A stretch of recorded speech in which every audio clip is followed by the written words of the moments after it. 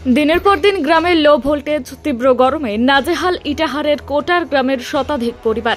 ফলে শুক্রবার গ্রামে বিদ্যুৎ পরিষেবা সচল করার দাবিতে বিদ্যুৎ দফতরে এসে বিক্ষোভ দেখানোর কয়েক শতাধিক পরিবার।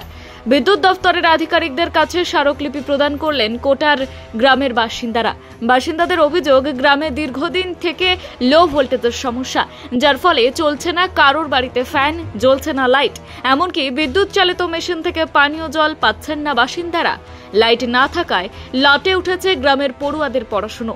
গরমে ব্যাপক সমস্যায় পড়েছেন এলাকার গর্ভবতীরাও। বারবার ইটাহার বিদ্যুৎ দফতরে জানিয়েও সমস্যার সমাধান হচ্ছে না বলে অভিযোগ বাসিন্দাদের। ফলে এদিন তারা অবিলম্বে গ্রামে বিদ্যুৎ পরিষেবা স্বাভাবিক করার দাবি জানিয়েছেন।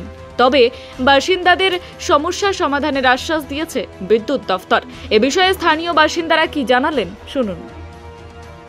এই যে ইলেকট্রিকের জন্য আসি, রাত্রেবেলা ঘুম হচ্ছে না, ছেলেপেলে কিভাবে লেখাপড়া করছে সেটাও হচ্ছে না।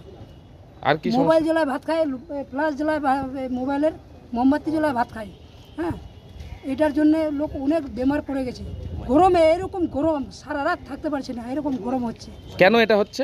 এই ভোল্টেজ নাই, ওখানে লাগবে 63 মিটার, ওখানে দিয়েছে 25 মিটার, 3টা মাসার চলছে। হ্যাঁ, আরও অনেক কিছু চলছে, দোকান পাশার, মানে ওদিকে লাইনে যাচ্ছে না আমাদের। তো গ্রামের লোক খুব সমস্যা। হ্যাঁ, গ্রামের লোক খুব সমস্যা, এই জন্য আমরা এখানে আসছি। তো এখানে আগে জানাননি? আগে বলেছে, এমনি বলছিলাম, গুরুত্ব দেয় না। আমাদের যে কোটার গ্রামে যে পুকুর পাড়ে যে ট্রান্সফরমারটা আছে সেটাতে প্রায় ভোল্টেজ থাকে, লো ভোল্টেজ থাকে। রাত্রেবেলায় তো ফ্ল্যাশ জ্বালিয়ে খেতে হয়, কাচ্চাগুলা শান্তিতে ঘুমাতে পারে না। তারপরে পড়তে কিভাবে বসবে, কারেন্ট নাই, ওটার জন্য পড়তে পারে না। তারপরে হচ্ছে কি, যখন আমরা ঘুমাবো তো এরকম অবস্থা যে ফ্যান চলে না। তারপরে আজকে যে হয়েছে যে একটা লোক মারা গেল, মনে হয় এই গরমের জন্যই মারা গেছে। তারপরে এর আগে আমরা এখানে মানে এভাবে লিখিত অভিযোগ ডেপুটেশন দেয়নি, এভাবে বলেছিলাম অফিসে গিয়ে, তো বলছে যে 4 তার কেবল হবে, তারপর আপনাদের সমস্যাটা সমাধান হবে।